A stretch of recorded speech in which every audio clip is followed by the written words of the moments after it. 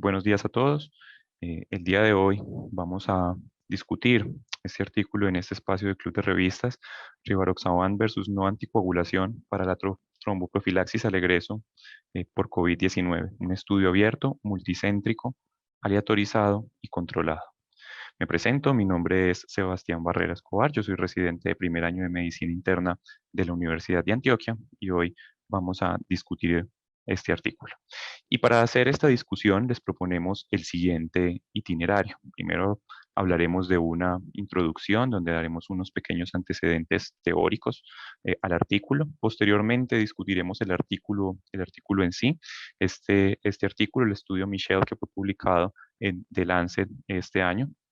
Posteriormente haremos una revisión crítica del artículo siguiendo lo que nos plantea la guía JAMA y al final hablaremos de unas pequeñas conclusiones y abriremos el espacio para la participación del público. Entonces, para empezar y a manera de introducción, quisiera volvernos a poner en contexto de la pandemia del COVID-19. Para los datos del 12 de marzo, estos datos que nos aporta la Organización Mundial de la Salud, había 452 millones de casos reportados a nivel mundial. Y de estos casos, aproximadamente 6 millones de muertes en todo el globo. Y para el 12 de marzo se ha calculado que se han aplicado aproximadamente 1.704 millones de dosis de vacunas a nivel mundial. Y la situación en Colombia también es importante tenerla en cuenta para hablar del contexto de esta enfermedad. Vemos cómo se ha comportado por diversos picos epidemiológicos, ¿cierto? El último pico el que pasamos recientemente, y en estos picos ha habido algunas características epidemiológicas de las cuales podemos hablar que la mayoría de casos han sido casos confirmados en mujeres, ¿sí? Aproximadamente el 52% de los casos han sido en mujeres. Sin embargo, la mortalidad predomina un poco más en hombres, siendo el 61% de los casos de mortalidad pacientes masculinos. Según datos del Instituto Nacional de Salud, para el día de ayer, que actualicé estos datos, había aproximadamente 6 millones de casos confirmados, de los cuales habían aproximadamente 6.700 casos activos y aproximadamente 5.900.000 casos recuperados. Ha habido hasta el momento 139.000 pacientes fallecidos durante la pandemia. Y podemos ver cómo ha sido el comportamiento epidemiológico por grupos etarios de esta enfermedad. Y podemos ver cómo el grupo etario que más ha sido golpeado por el COVID-19 ha sido precisamente el grupo entre 20 y 30 años. Algunas de las principales comorbilidades que nos ha reportado los estudios epidemiológicos realizados por el Instituto Nacional de Salud ha sido precisamente la diabetes mellitus y la hipertensión arterial. Y cuando vemos la clasificación de la enfermedad en la población, podemos ver cómo el 96% de los casos han sido clasificados como leves, aproximadamente el 0.23% de los casos han sido clasificados como moderados, mientras que los casos graves representan el 0.03% de los casos, siendo el 2.5% de los casos aquellos casos que han fallecido durante la enfermedad. ¿Sí? Y hablando un poco de quién es el agente causante de esta pandemia, vemos que el coronavirus es un virus de la familia de los nidovirales, familia Coronaviridae, con tres subfamilias descritas, alfa, beta, perdón, cuatro subfamilias descritas, alfa, beta, gamma y delta, de las cuales el virus actual es un virus perteneciente a la familia de los beta coronavirus. También tenemos que ese es un virus con una amplia distribución en diversos hospederos, siendo pues llamativos pues la distribución entre algunos animales, pangolines y murciélagos específicamente, y tener en cuenta que biológicamente este virus es un virus RNA envuelto de cadena positiva, que se compone de tres proteínas estructurales que son muy importantes para su, para su proceso biológico, siendo la proteína S, la proteína de espiga, una de las proteínas más importantes, no solo porque sobre ella está dirigida toda la respuesta inmune, sino también porque es la proteína que es requerida para el ingreso del virus a sus células blanco. Podemos ver un poco de la fisiopatología de este virus a partir de la proteína S y su interacción con el receptor, con su receptor, que se ha determinado que es el receptor de la enzima convertidora de angiotensina. El virus entra a su célula blanco, donde en el citoplasma tiene un proceso de descapsidación y liberación del RNA viral en el citoplasma de la célula. Y utilizando toda la maquinaria proteica de su célula hospedero, pues activa toda la maquinaria de replicación para generar nuevos viriones y nuevas partículas infectantes. Es importante tener en cuenta que durante todo este procedimiento hay un reconocimiento de la respuesta inmune a partir de receptores de la inmunidad innata, los TLRs intracelulares, saber TLR3, 7, 8 y 9, que generarán una respuesta inmune principalmente a partir de interferones del tipo 1 y que generará toda una respuesta inflamatoria. Y esta respuesta inflamatoria es muy importante tenerla en cuenta, porque como podemos ver en esta gráfica de este artículo clásico de Gandhi en el 2020, la respuesta inflamatoria es determinante en las fases críticas de la enfermedad.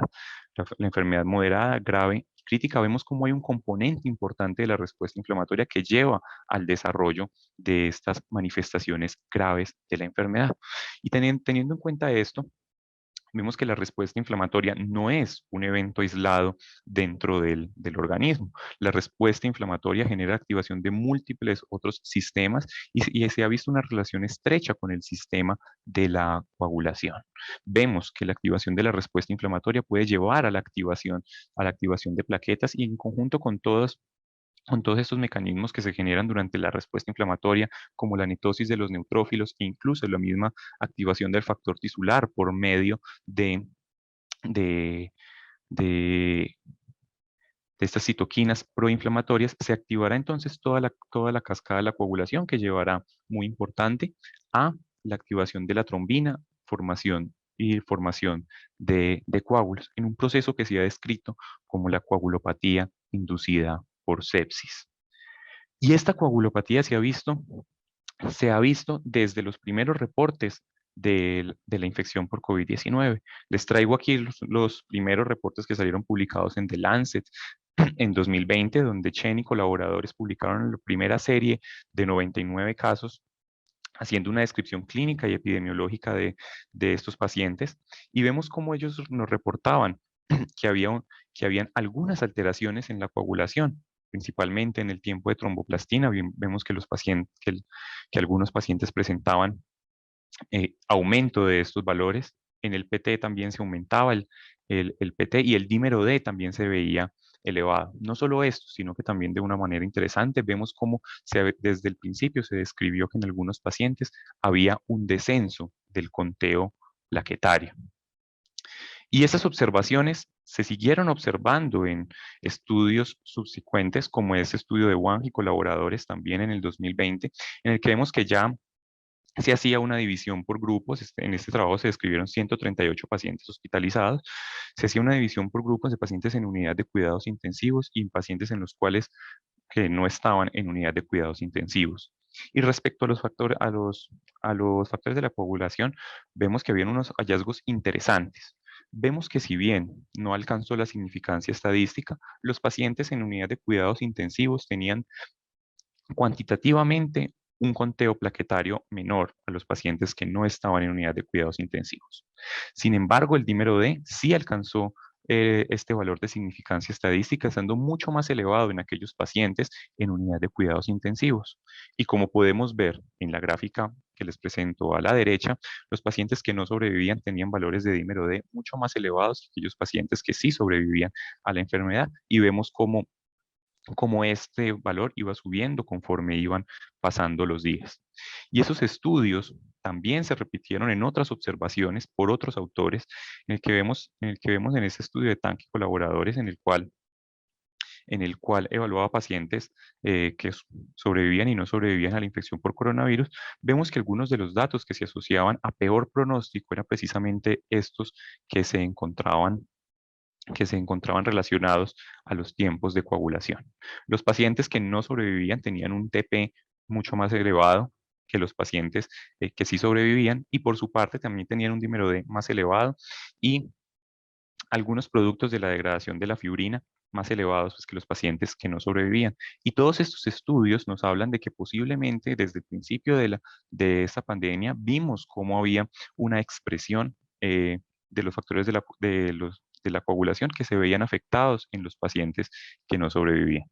Es muy interesante en este estudio cómo el 71% de los pacientes que no sobrevivían a la infección por COVID-19, el 71,4% de ellos cumplían los criterios que nos propone la Sociedad Internacional de Trombosis y Hemostasia para el diagnóstico de coagulación intravascular diseminada. Pero estos hallazgos no son únicamente hallazgos teóricos, también se vieron reflejados en expresiones clínicas, como lo vimos en este estudio de Middelropp y colaboradores, un estudio holandés en el cual comparaba la incidencia de trombosis venosa profunda en pacientes hospitalizados por COVID-19. Y vemos cómo los pacientes que se encontraban en unidad de cuidados intensivos tenían una incidencia acumulada de eventos tromboembólicos más alta que los pacientes que no se encontraban en unidad de cuidados intensivos. Pero no únicamente una incidencia acumulada de enfermedad tromboembólica total, sino también una incidencia acumulada de enfermedad tromboembólica sintomática en los pacientes que se encuentran en unidad de cuidados intensivos, y vemos cómo había una mayor incidencia de estos eventos en estos pacientes. Principalmente, estos eventos tromboembólicos han sido expensas de trombosis venosa profunda. Sin embargo, también se ha expresado en tromboembolismo pulmonar, siendo especialmente representada el tromboembolismo segmentario. Por la parte de la trombosis venosa profunda, lo que predomina fue la trombosis venosa profunda proximal. Y cuando hablamos de los eventos tromboembólicos sintomáticos, vemos que lo que más arrastraba y algunas de las cosas que más presentaban los pacientes eran precisamente el tromboembolismo pulmonar, que sería pues esperable como expresión clínica de esta enfermedad. Y esto ha inspirado una serie de estudios, ha inspirado una serie de ensayos clínicos aleatorizados para hablar precisamente del impacto que tendría la anticoagulación en estos escenarios. Y se han enfocado básicamente en dos escenarios claves. Primero, el escenario hospitalario, donde ha habido estudios tanto en el paciente crítico como en el paciente no crítico. Por la parte del paciente crítico, algunos estudios como el REMAP-CAP, este estudio multiplataforma que involucró aproximadamente 1098 pacientes, 1098 pacientes en los cuales se les administró dosis terapéutica de heparinas versus una tromboprofilaxis usual. Y en este trabajo en pacientes críticos, para el desenlace primario, que era un desenlace combinado de sobrevida sin soporte orgánico y mortalidad, encontraron un OR entre 0,67 a 1,03, no alcanzando pues la significancia estadística para la intervención. Pero más interesante aún es que en este estudio, que utilizó un análisis bayesiano, se hizo una aproximación a la probabilidad de futilidad de la intervención, encontrando que tenía una probabilidad de futilidad aproximada del 99%. También, también se realizó el Inspiration Trial, un estudio que incluía 562 pacientes en unidad de cuidados intensivos. En este estudio, la intervención fue precisamente enoxaparina 1 mg/kg, y el desenlace primario que evaluaron fue trombosis arterial o venosa, o uso de ECMO, o mortalidad a 30 días. Para este desenlace primario en el grupo de intervención, vemos que el intervalo de confianza estuvo entre el 0,76 y el 1,48 para una P igual a 0,07, que tampoco alcanzó la significancia estadística. Podemos ver que entonces en el paciente crítico, los estudios, digamos, grandes al respecto de uso de anticoagulación que nos presentan una información más o menos consistente, en que parece que la anticoagulación sistemática no ofrece ventajas en los desenlaces que los autores evaluaron. En el escenario del paciente no crítico, tenemos entonces los resultados del Action Trial, un estudio que involucró 3.331 pacientes. En este estudio se evaluaba la anticoagulación versus la profilaxis. La anticoagulación se hizo pues, con rivaroxaban, y se incluyeron pacientes que tenían un dímero D elevado. En este estudio, el desenlace primario fue precisamente muerte un compuesto también de muerte hospitalaria, oxígeno suplementario, mortalidad a 30 días, y nuevamente no encontró la significancia estadística, teniendo un intervalo de confianza entre el 0,59 y el 1,2. Por su parte, el brazo del RIMAP-CAP que se hizo en pacientes no críticos, este brazo de este estudio multiplataforma involucra aproximadamente 2.219 pacientes. El desenlace primario que buscaban eran días sin soporte orgánico y es muy interesante porque en este brazo de pacientes no críticos se ajustó precisamente en grupos con un dímero D elevado y un dímero D bajo. Nuevamente, con un análisis bayesiano, estos autores encontraron un OR ajustado para los pacientes que tenían un dímero D elevado entre 1 y 1,79, abriendo la puerta a la discusión de si de pronto en esos pacientes que tuviesen un dímero D elevado se beneficiarían de algún tipo de intervención con anticoagulantes. Por su parte, en el brazo del estudio en el que se encontró un dímero D bajo, pues no hubo una significancia estadística, un intervalo de confianza en este estudio entre el 0,93 y el 1,57. Si bien en el paciente hospitalario, digamos que encontramos que los estudios más o menos son consistentes en que no hay un beneficio en la anticoagulación sistemática, tanto en el escenario crítico como en el escenario no crítico. En el paciente ambulatorio, en el paciente ambulatorio, la evidencia aún es un poco más gris. Y si hacemos una búsqueda en PubMed, podemos encontrar que en general no hay estudios, ensayos clínicos que nos den luces al respecto. Sin embargo, en Clinical Trials hay aproximadamente 4 estudios, bueno, encontré 4 estudios que vienen en proceso, que nos pueden dar luces acerca de esta pregunta clínica. Y el primero de estos es el NST 0450. Es un estudio que se realizará en México y planea recoger 130 pacientes. En este estudio planean evaluar heparina profiláctica versus dosis completas de anticoagulación en los pacientes hospitalarios, y al alta se planea evaluar el impacto de rivaroxaban 10 miligramos y el impacto en mortalidad. Por su parte, el SAC Trial es un estudio que planea recoger 150 pacientes y planea utilizar rivaroxaban dosis de 10, 15 y 20 miligramos durante los siguientes 28 días del egreso hospitalario. Y el desenlace primario que se planea evaluar en este ensayo clínico es precisamente un desenlace primario combinado de mortalidad, mortalidad por todas las causas, intubación, requerimiento de ingreso a UCI y ventilación mecánica a los 30 días posteriores al egreso hospitalario. Por su parte, el ACTIV-4C es un estudio que planea reclutar 4.000 pacientes en Estados Unidos y planea evaluar la utilidad de apixaban o aspirina versus placebo en un desenlace compuesto de ACV, infarto del miocardio y trombosis tanto arterial como venosa a 30 días. El HEAL COVID, por su parte, es un estudio que planea tener 3 brazos, uno de apixaban, uno de atorvastatina y uno de cuidado estándar, y planea evaluar el impacto de reingreso hospitalario en un tiempo de seguimiento de aproximadamente 12 meses.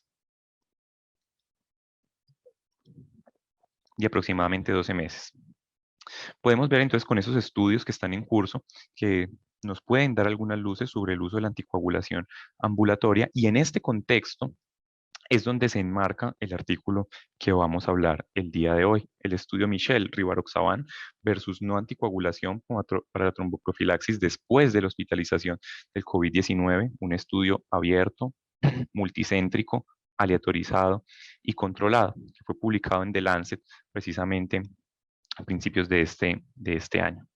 Y para este estudio se utilizó un diseño investigativo, un ensayo clínico, pragmático, abierto, multicéntrico, en el cual se incluyeron 13 centros de Brasil, todos estos centros que tenían más de 80 camas. Fue un estudio aleatorizado y controlado. Y como diseño experimental, se utilizó una asignación aleatoria por medio de bloques permutados, y se aleatorizó utilizando un sistema virtual automatizado, el REDCap versión 11.0.3, con una aleatorización 1 a 1. La intervención que se utilizó fue dar a los pacientes rivaroxaban 10 miligramos día versus no anticoagulante, y se hizo un seguimiento al día 35. Este estudio, dentro de su diseño experimental, contempla que es un estudio sin enmascaramiento para investigadores o los pacientes. Como seguimiento se hizo como intervención, a las 24 horas del egreso hospitalario se inició el medicamento, que sería Rivaroxaban 10 miligramos día, y se mantuvo este medicamento durante 35 días. Durante este tiempo se planea dentro del protocolo del estudio hacer un seguimiento médico al día más 7 y al día más 35. En el día más 35 se planea hacer un Doppler bilateral de miembros inferiores y angiotomografía. Podemos ver que entonces los criterios de inclusión que incluyeron los autores en este estudio incluyeron pacientes de más de 18 años, ¿sí? Que tuvieran una PCR positiva para SARS-CoV-2 y que también tuvieran la neumonía viral confirmada por radiografía de tórax.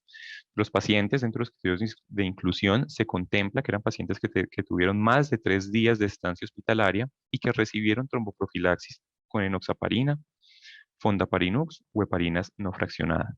Es importante tener en cuenta que para ser incluido dentro del estudio se necesitaba un Improve Score de más de 4 puntos o si tenía 2 a 3 puntos con un dímero de 500 o más. Y el Improve Score es precisamente un score que se desarrolló en 2011 publicado por Spiropoulos y colaboradores en una publicación en CHEST. Este score pues, nació de una derivación de los pacientes del estudio Improve, se hizo inicialmente con 184 pacientes, y este score, lo podemos ver a la derecha, eh, era predecir la probabilidad de eventos tromboembólicos a 3 meses, calculando el score al ingreso de la hospitalización. Entonces, ese score fue el score que utilizaron los autores para clasificar pues, a los pacientes. Y dentro de los criterios de exclusión, se excluyeron pacientes de más de 18 años. Se excluyeron también pacientes en los que por decisión médica no se beneficiaban de la intervención o que ésta podía ser riesgosa. Se excluyeron pacientes que tuvieran un evento hemorrágico en los últimos 3 meses o pacientes que hubiesen recibido intervenciones de alto riesgo para sangrado. También se excluyeron pacientes que tuvieran una coagulopatía conocida o que tuvieran un INR de más de 1,5, que tuvieran historia de un ACV hemorrágico o sangrado en el sistema nervioso central en el pasado o que tuvieran neoplasias en el sistema nervioso central. También se excluyeron pacientes que tuvieran úlceras en tracto gastrointestinal en los últimos 3 meses, pacientes que tuvieran menos de 50.000 plaquetas, pacientes que tuvieran cáncer activo pero que no tuvieran melanoma o que estuvieran utilizando anticoagulantes orales por algún otro motivo. También se excluyeron pacientes con enfermedad hepática significativa, enfermedad renal avanzada, VIH, y todas estas exclusiones con el objetivo de excluir a los pacientes que tuvieran un riesgo de sangrado, elevado. ¿Sí? Como desenlaces, los autores consideraron un desenlace primario compuesto de enfermedad tromboembólica sintomática, muerte relacionada a enfermedad tromboembólica asintomática diagnosticada por imagen, evento tromboembólico arterial, que fuera infarto agudo del miocardio, ACV no hemorrágico o un evento adverso mayor en extremidades, muerte de causa cardiovascular y todos esos eventos pues al día 35. Como desenlaces secundarios, los autores consideraron comparar Rivaroxaban versus el manejo estándar posterior al egreso hospitalario en pacientes con alto riesgo de eventos trombóticos y consideraron evaluar la muerte relacionada a eventos trombóticos. También consideraron dentro de sus desenlaces secundarios la composición de la enfermedad tromboembólica sintomática, tanto en miembros inferiores como TEP no fatal o mortalidad por todas las causas, o composición de enfermedad tromboembólica sintomática, nuevamente enfermedad tromboembólica en miembros inferiores y TEP no fatal, pero también consideraron desenlaces arteriales, infarto agudo del miocardio, ACV no hemorrágico, muerte cardiovascular. Sí, fueron los desenlaces que buscaban los autores. Y dentro de los desenlaces de seguridad, los autores consideraban un desenlace primario de seguridad, sangrado mayor, como nos lo define la Sociedad Internacional de Trombosis y Hemostasia. Y dentro de los desenlaces secundarios de seguridad, los autores buscaban un desenlace combinado de sangrado mayor, eventos de sangrado no mayores cualquier sangrado, según nos lo define nuevamente la Sociedad Internacional de Trombosis y Hemostasia. Un sangrado significativo no mayor básicamente es un evento hemorrágico que no cumple con los criterios de sangrado mayor, y cualquier sangrado es uno que no cumpla con las definiciones de sangrado mayor y sangrado no mayor. Para el análisis estadístico, los autores utilizaron un cálculo de la muestra asumiendo un poder del 80% con un nivel de significancia del 0.05 para la ocurrencia del desenlace primario, y esperaban una ocurrencia del desenlace primario en el 15% de los pacientes con el grupo control y el 5% en el grupo intervención. Ellos, los autores, esperaban una reducción relativa del riesgo del 67%, y haciendo estos cálculos, pues los pacientes esperaban reclutar en cada brazo del estudio aproximadamente 180 pacientes. Se realizó un análisis estadístico por intención a tratar y por protocolo. Los autores, en el análisis de eficacia, aceptaban un error del tipo 1 del 2.5% con un intervalo de confianza del 95%, y para evaluar la incidencia acumulada de los eventos compuestos, se comparó entre el grupo control y el grupo de intervención, se estimaron riesgos relativos. Y vemos entonces la primera gráfica que nos muestra los pacientes que fueron elegibles para el estudio. En este estudio de estos 13 centros, los autores encontraron aproximadamente 997 pacientes que fueron candidatos a participar en el estudio.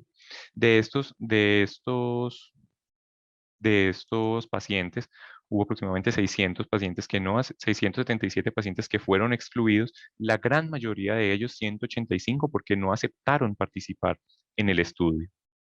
Después de descartar a esos pacientes que no, que no cumplían los requisitos para participar, asignaron aleatoriamente 320 pacientes. De esos 320 pacientes, se asignaron aproximadamente 160 pacientes al grupo de rivaroxaban, 160 pacientes al grupo de anticoagulación.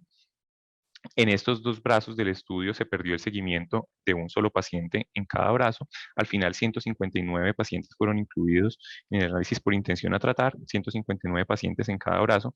Y es muy interesante ver cómo, a pesar de que en el protocolo se consideraba que en el día 35 se realizaría un angioTAC y un ecodoppler bilateral de miembros inferiores a todos los pacientes, en el grupo de intervención solamente a 114 de los 159 pacientes se le hizo un AngioTAC y se realizaron 134 Doppler de miembros inferiores, mientras que en el grupo control solamente se hicieron 90 AngioTACs y se hicieron 118 Dopplers de miembros inferiores. Aquí vemos entonces la tabla 1, donde vemos la comparación entre las características demográficas de ambos grupos poblacionales. Vemos que las características de los pacientes no varían eh, mucho entre el grupo control y el grupo intervención. La mediana de edad estuvo aproximadamente entre los 56 años. Las relaciones entre hombres y mujeres fueron similares en ambos grupos. La tasa de depuración de la creatinina también fueron similares entre los grupos. Se aceptaron pacientes que hubiesen estado en unidad de cuidados intensivos, y vemos que aproximadamente el 54% de los pacientes que fueron asignados al grupo de rivaroxaban estuvieron en unidad de cuidados intensivos, mientras que el 50% de los pacientes en el grupo control fueron asignados a unidad de cuidados intensivos. Cuando vemos la clasificación por el puntaje IMPROVE, vemos que tampoco fue muy diferente entre ambos grupos, ¿cierto? El 62% de los pacientes en el grupo de rivaroxaban tuvo un IMPROVE entre 2 y 3 puntos, el 62% de los pacientes en el grupo control. Aproximadamente el 38% de los pacientes tuvieron un puntaje mayor o igual a 4, muy similar al que hubo en el grupo control, y los niveles de dímero D por encima del valor de la normalidad, vemos que aproximadamente el 92% de los pacientes en cada brazo tuvo un dímero D elevado.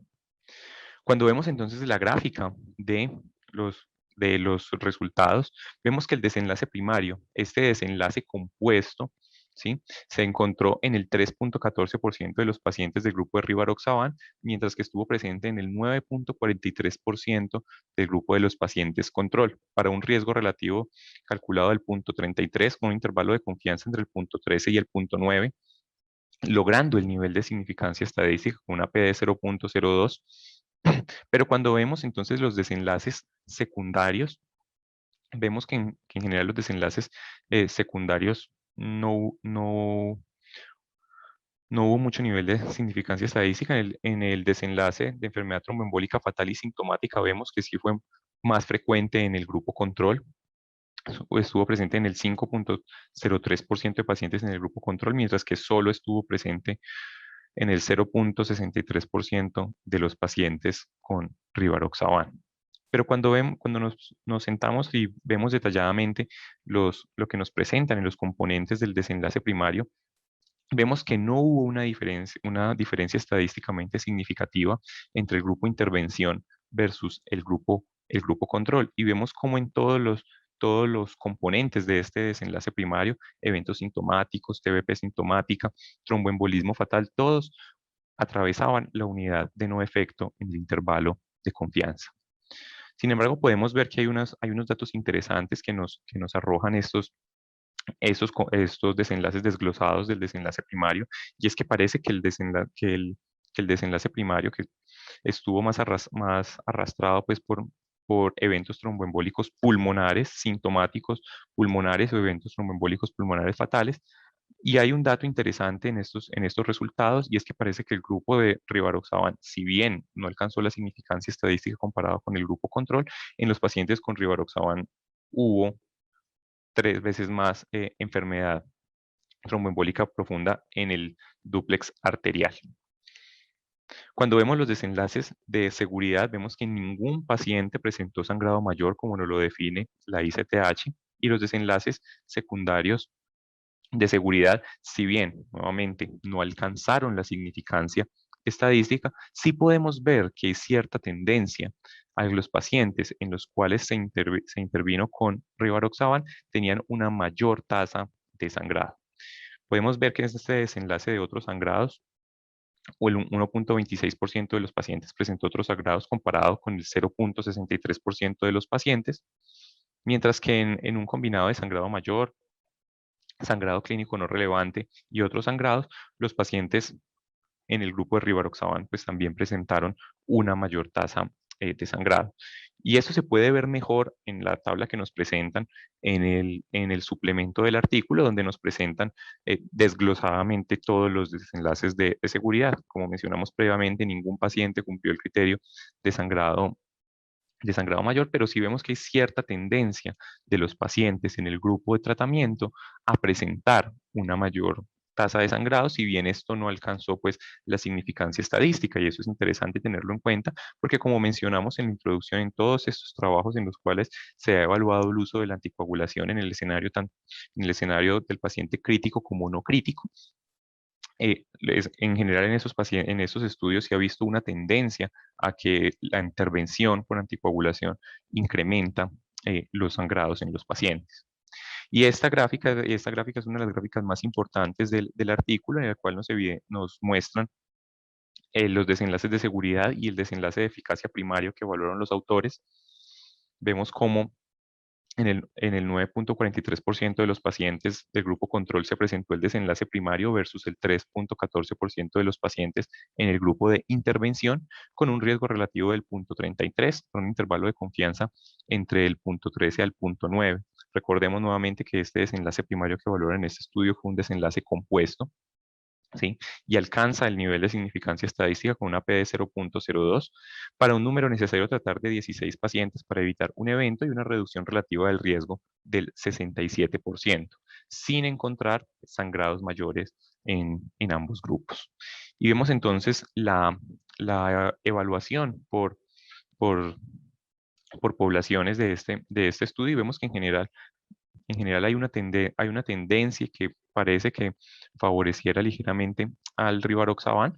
Hay algunos hallazgos que son llamativos, como en los pacientes con el puntaje de IMPROVE. Vemos que, hu- que, que los pacientes que tenían un IMPROVE entre 2 y 3 parece que tendieran más a favorecer el Rivaroxaban, mientras que los que tenían un IMPROVE más alto tendían a atravesar la unidad de no efectos. Sin embargo, uno esperaría pues que esto fuera al revés, ¿no? Porque uno esperaría que los pacientes que tuvieran un score más elevado presentaran una mayor tasa, que se presentaran un mayor efecto de la intervención, porque son los pacientes que tienen un mayor riesgo tromboembólico. Sin embargo, vemos como la tendencia en general es hacia favorecer la intervención. Entonces, Haciendo una revisión crítica del manuscrito de este trabajo utilizando la guía JAMA. Entonces empezamos para hacer esa revisión crítica con la primera pregunta, con el primer paquete de preguntas, si los grupos de intervención y control iniciaron con el mismo pronóstico. La primera pregunta es si se realizó una asignación aleatoria, pues los pacientes sí tuvieron una asignación aleatoria y esa se realizó pues por medio de este software virtual. Lo segundo es si se ocultó la aleatorización. La respuesta creo que sería sí, ya que se realizó por medio de este software virtual, y si el grupo de pacientes en el estudio eran similares respecto a los factores pronósticos conocidos, y podemos ver, como se vio en la tabla 1, que en general los factores pronósticos eran similares entre ambos grupos. Siguiente paquete de preguntas de si se mantuvo el equilibrio del pronóstico durante el estudio. ¿Y en qué medida fue ciego el estudio? Pues aquí digamos que le daría un punto intermedio, sí, ya que el paciente presentó algo de cegamiento. Sin embargo, estuvo cegado para los investigadores. Sin embargo, para los médicos, los pacientes y el estadístico que analizó los datos, esos pacientes no estuvieron cegados. Si los grupos, el siguiente paquete de preguntas que reza sobre si los grupos estaban pronósticamente equilibrados al finalizar el estudio, pregunta si se realizó un seguimiento completo, si todos los pacientes cumplieron el tiempo en el estudio. Siguiente pregunta es si los pacientes fueron analizados en el grupo que fueron aleatorizados. Pues en este estudio se realizó un análisis por intención a tratar en el cual, cumpliría este ítem. La siguiente pregunta es si se detuvo el ensayo tempranamente, y en general la respuesta sería que no. Este punto se cumple. Los pacientes, eh, el estudio no se detuvo tempranamente. Siguiente paquete de preguntas sobre si se protegieron los investigadores de una conclusión injustificada de no inferioridad, si se conservó el efecto del tratamiento estándar. Pues la respuesta sería pues, que sí, ¿cierto? Si los investigadores analizaron a los pacientes según el tratamiento que recibieron y los grupos de los que fueron asignados, como discutimos previamente, pues sí se realizó. Sin embargo, creo que los puntos más críticos de este trabajo se centran en la parte de aplicabilidad. La primera pregunta de este grupo, de este paquete de preguntas, es si los pacientes del estudio son similares a los de mi práctica clínica, y podemos decir que sí, que los pacientes son similares, ¿cierto? Este fue un estudio que se realizó en Brasil. Fue un estudio que involucró tanto pacientes en unidad de cuidados intensivos como pacientes que estaban en salas generales. Entonces podemos decir que en general los pacientes se aproximan a los que son similares en mi práctica diaria. Sin embargo, en las siguientes dos preguntas, si se consideran todos los desenlaces importantes para los pacientes y hay mayor, si hay más ventajas en aplicar el tratamiento versus los posibles daños y los costos, aquí es donde considero que el estudio tiene más falencias, ya que a mí, como lector, no me queda claro en esos desenlaces compuestos cuál es el verdadero impacto respecto a los factores evaluados que se están generando.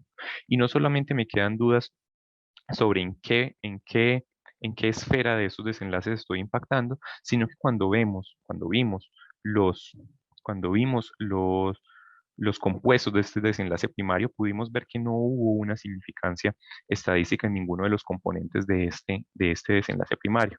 Entonces, a mí como lector me queda entonces la duda de en realidad en qué se está impactando verdaderamente con esta intervención. Además, también tenemos que recordar que el estudio eh, fue un estudio con relativamente pocos pacientes, 160 pacientes en cada brazo. 160 pacientes en cada brazo, habría que ver con estudios con mayor poder, con una mayor cantidad de pacientes captados que tengan una mejor capacidad de discriminación, si se mantienen o no estos resultados.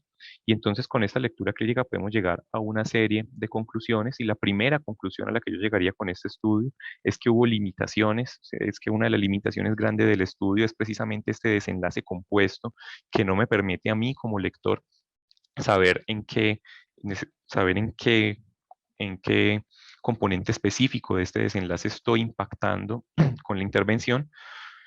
Y de la mano de esto, la siguiente conclusión, y que nos la evidencian en el artículo, es que no hubo una diferencia estadísticamente significativa entre los componentes del desenlace primario, que nuevamente a mí como lector me genera la duda de cuál es la verdadera esfera en la que estoy impactando en estos pacientes.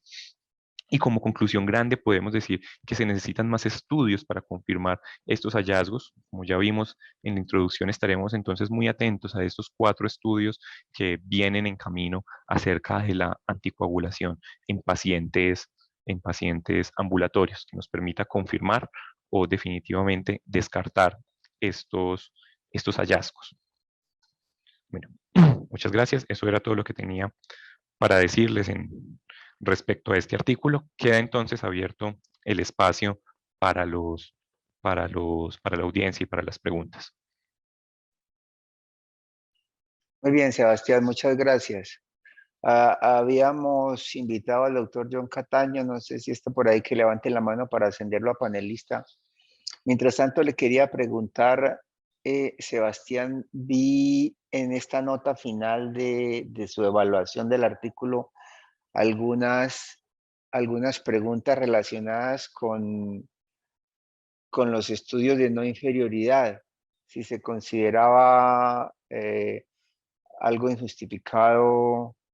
Bueno, no recuerdo los detalles que mencionó, pero la pregunta específica es, yo tengo en mi mente que este estudio es básicamente de superioridad, no es un estudio de no inferioridad. No entendí el papel de esas preguntas, Sebastián.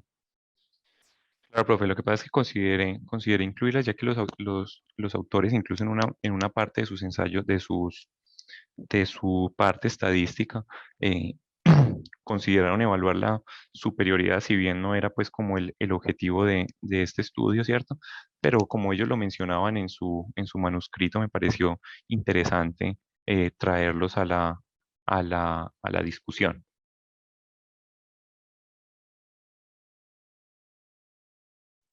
Porque esas, es decir, el concepto de no inferioridad implica una concepción y una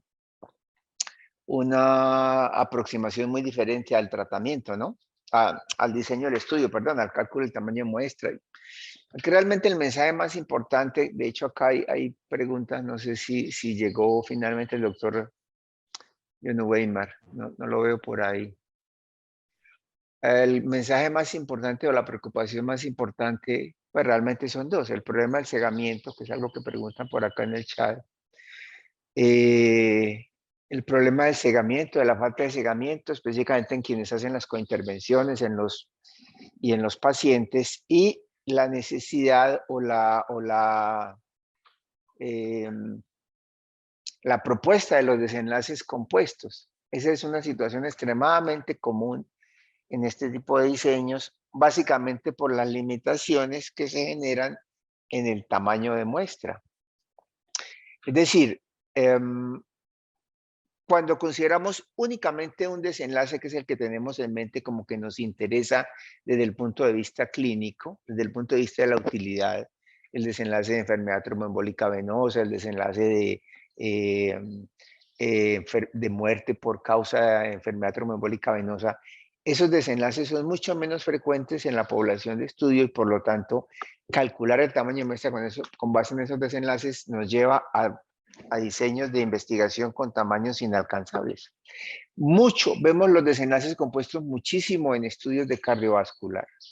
Y ese es un grave problema porque, como lo decía Sebas, queda uno con la duda acerca de hacia dónde interpretar las aparentes ventajas de la intervención cuando tenemos ventajas en un paquete completo, pero no tenemos ventajas en cada uno de los desenlaces que nos interesan.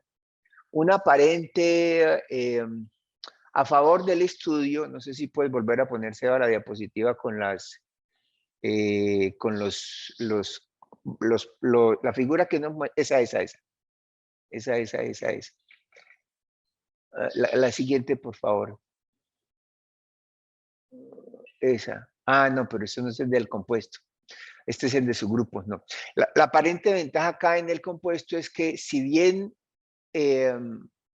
cada uno, exacto, ahí.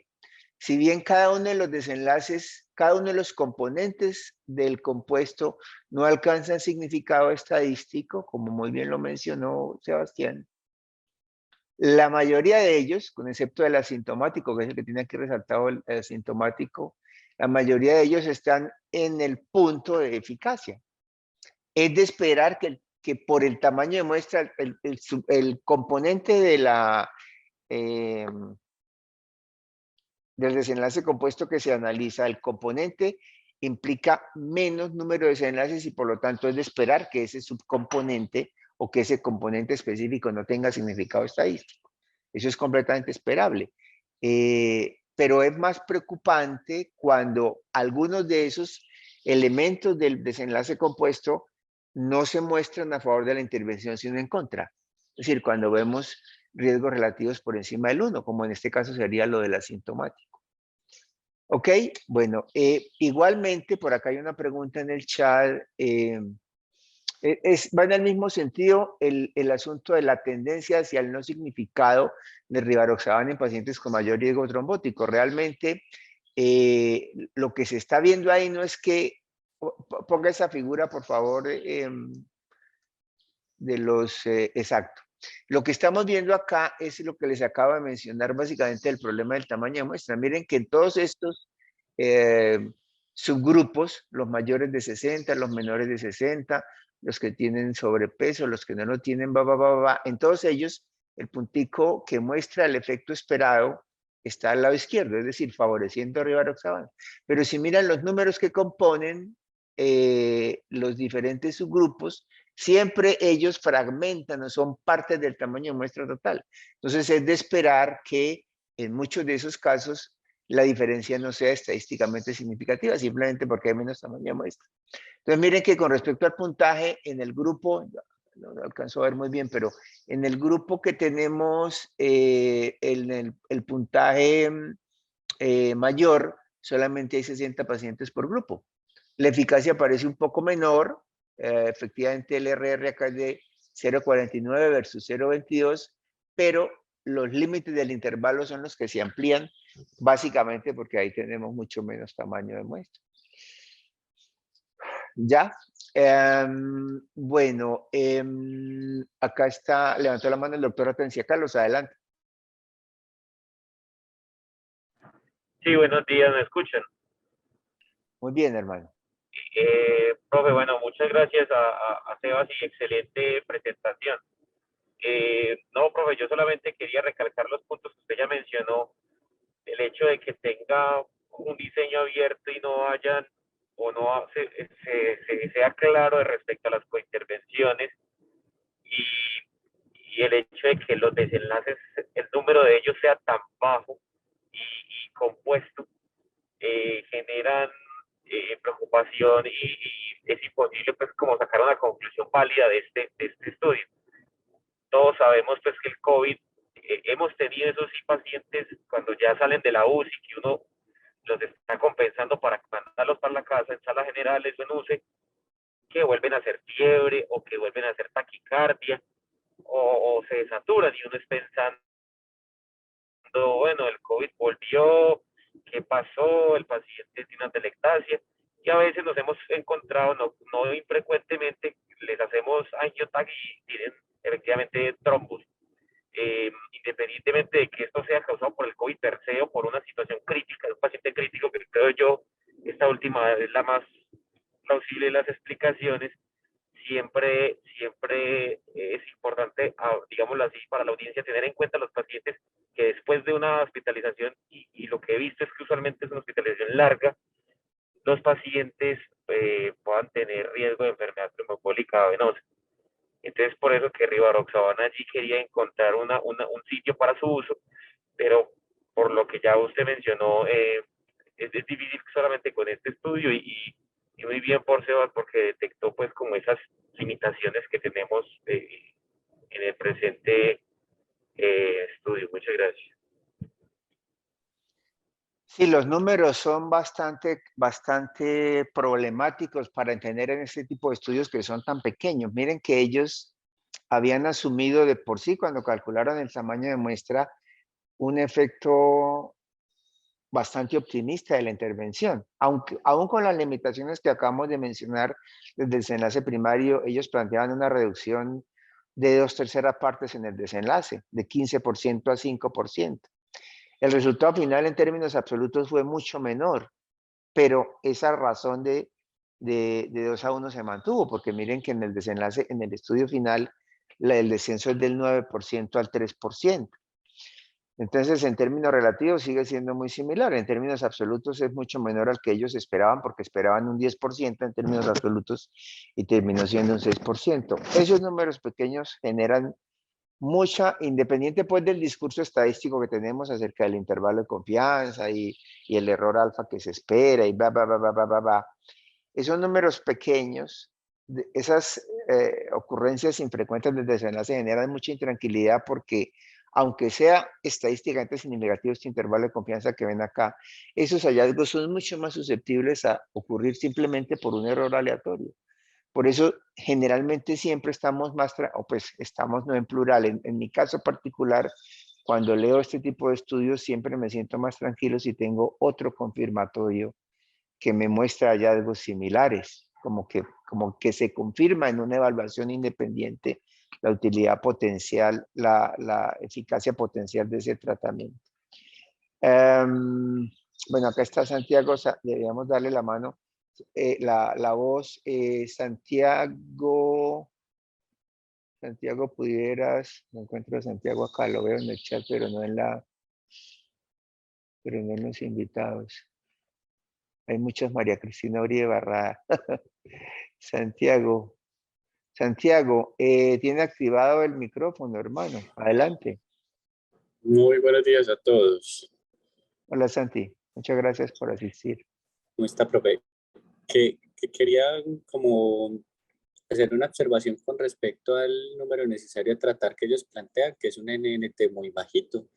Es infrecuente que en intervenciones en medicina interna tengamos pues esos números tan bajitos. Entonces quería preguntarle al panelista el qué piensa, porque comparto pues con el doctor Atencia que probablemente aquí lo que estamos viendo es un efecto de un paciente que sigue con la tríada de Charcot alterada, que le estamos poniendo una terapia mientras se acaba de recuperar, pues el efecto va a ser disminuir los efectos tromboembólicos, que es la fisiopatología subyacente que lo desencadena. Entonces, si ese número necesario de tratar tan bajito con una terapia que es oral, relativamente segura, no podría pues seleccionar un poquito más esos pacientes y quizás los que uno vea muy postrados, manejarlos como si fuera una fractura de cadera, una prótesis de rodilla y extenderle la anticoagulación como propone el estudio. Muy bien, muy buena pregunta. Sebas, ¿qué opina? Bueno, profe, muy buena pregunta, ¿cierto?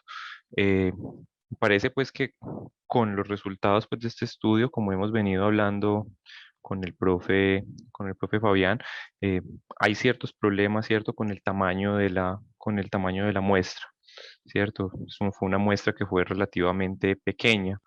Yo creo que en comparación pues con el escenario de fractura de cadera, donde digamos los estudios han tenido estudios con poblaciones un poco más grandes, yo creo que sería un poco más prudente esperar los resultados de los próximos estudios que vienen en camino antes de tomar únicamente conclusiones con este estudio, ¿cierto?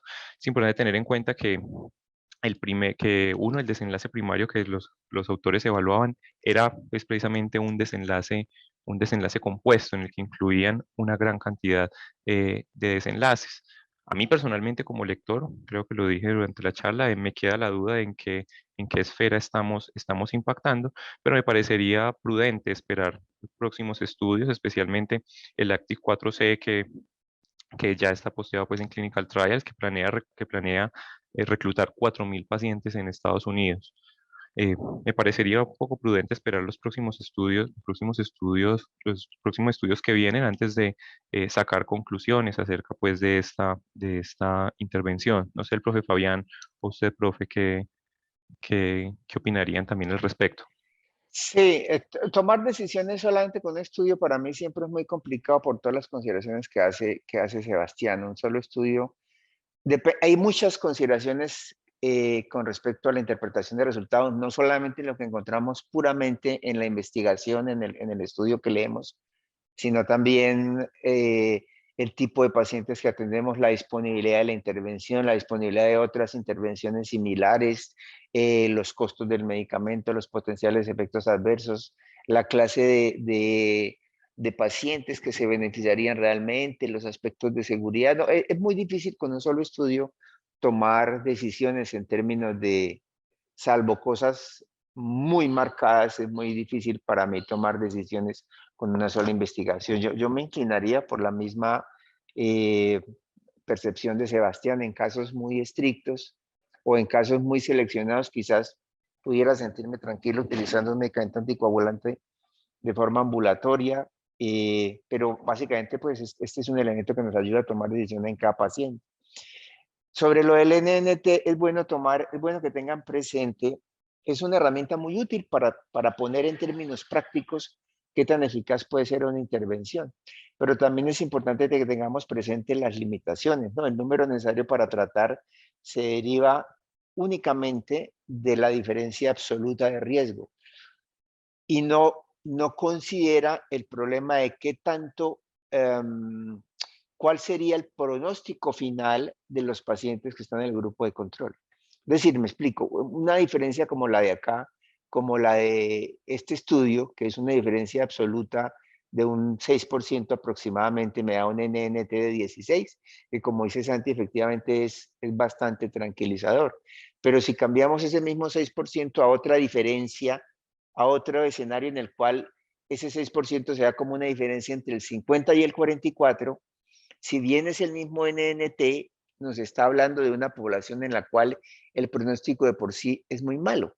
Y el efecto que se logra reducir en términos prácticos para la atención de los pacientes es mínimo. Es decir, bajar una mortalidad o un desenlace de TEP o cualquier cosa que sea mala para la gente, bajarla de 55 a 50 no es lo mismo que bajarla de 20 a 15 o de 15 a 10. Entonces, el NNT, si bien es una herramienta muy útil para mirar en términos comparativos la eficacia de una intervención, es, digamos que no nos deja ver el panorama completo acerca de la enfermedad que tenemos enfrente y de la eficacia real de ese tratamiento. Entonces, acá el NNT se ve muy bueno en términos de una condición en la cual aparentemente los desenlaces no ocurren con la frecuencia que nos intranquilizaría acerca de dejar tratamientos a medias. Sin embargo, claramente desde el punto de vista de la magnitud per se, 6% con un efecto tan bajito es una reducción importante en el supuesto de que fuese realmente cierta, ¿no? En el supuesto de que este resultado fuese verificable, realmente es una intervención que sí nos daría una cierta tranquilidad en términos de la eficacia para la gente. Muy bien, ¿qué más comentarios, preguntas, intervenciones, inquietudes sobre el trabajo? Oh, no veo más por acá.